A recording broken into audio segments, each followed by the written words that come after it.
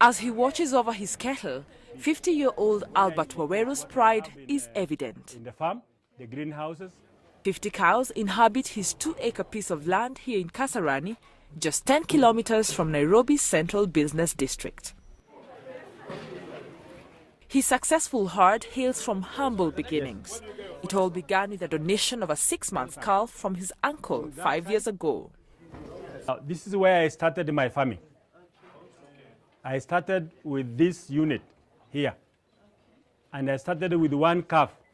I started constructing this unit, although I have improved there, but I started here.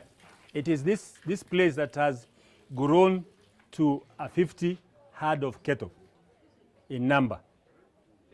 Yeah? He has classified his herd depending on age and breed. He even has a comical way of differentiating them. 60,000. The primary school is this one. Then we go to Form 1, Form 2, Form 3, Form 4. And then we go to what we call the college now. The institution becomes big. From his cows, he milks about 300 liters per day. He has 8 permanent employees who work in different capacities in his farm. Today, the former police officer is also showing off his climate-smart agricultural methods in other areas. In a month. Include poultry, cattle, greenhouse farming, as well as underground water harvesting. Outside here, we have trapped water here. The storm water. Yeah, this is one way of trapping water. His audience is made of delegates from 2nd African Climate Smart Agriculture Alliance Forum.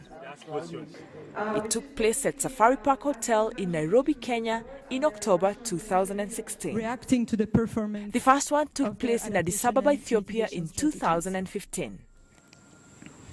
So let's look. The events are organized by the new Partnership Agency for Africa's Development, NEPAD, and the Kenyan government. As a supplement to Aims at spearheading a move towards realizing the African Union's vision 25 by 25.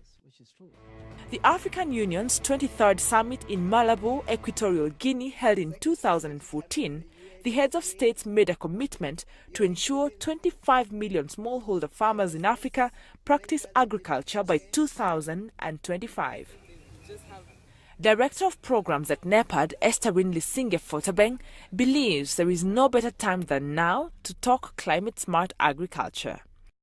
Agriculture being a critical economic sector for the continent and climate change impacting on the agricultural sector, it is of critical importance that we give particular attention on how we can build coping strategies of farmers so that they can adapt to the impacts of climate change, but also give them new methods of farming.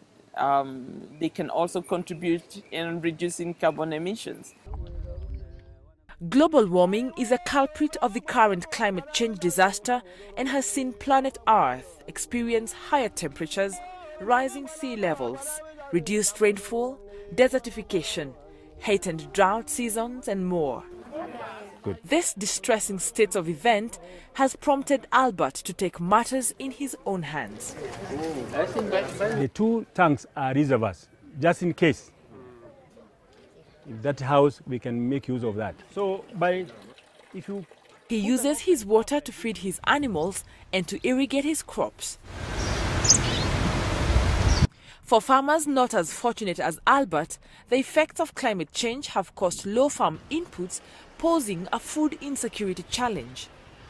If you take a look at the numbers that agriculture employs in Africa, we're talking for most African countries, 70% of the labor force. So climate change impact on agriculture is going to have rippling effects on other sectors of the economy. So it's important that we put the issues of climate change on the top burner of issues and very much embed them into development, policy making, and implementation issues as well. Member states are urged to take deliberate actions of mitigating and adapting to climate change, as per the Paris Agreement that entered into force in November 2016. So far, 197 member states have signed, and 114 have ratified. While the negotiation of the agreement was taking place, actions were also happening on the ground, like programs. And let me speak for the case of NEPAD. We've been implementing the Gender Climate Change Agriculture Program, which the objective is to contribute to meeting the 25 by 25 targets set by the African Union. So the program have worked with 5 participating countries to review policies in the countries, to create a platform where women have a voice in decision-making process, and where you could share best practice in current innovative actions. At the conference, exhibitors from various companies had recommendations on methods farmers should adopt. African Conservation Network encourages farmers to practice conservation agriculture. That includes minimum soil disturbance by not tilling the land, permanent soil cover, and crop rotation. Using a jab planter. So this is a hand equipment, jab planter, yeah, JAB. You put seed on this side, you put fertilizer on this side, and basically what you do is when it is closed down there, you jab and you open. When you open, the seed drops, the fertilizer drops, and they drop separately. The machines are imported from Brazil, with each going for about $100 US. You can't afford to waste land. You have to think, what will I do? If this is going to be a biogas area, what else can I do with that space? With his farm produce, the father of 5 feeds his village and sells the rest to retailers.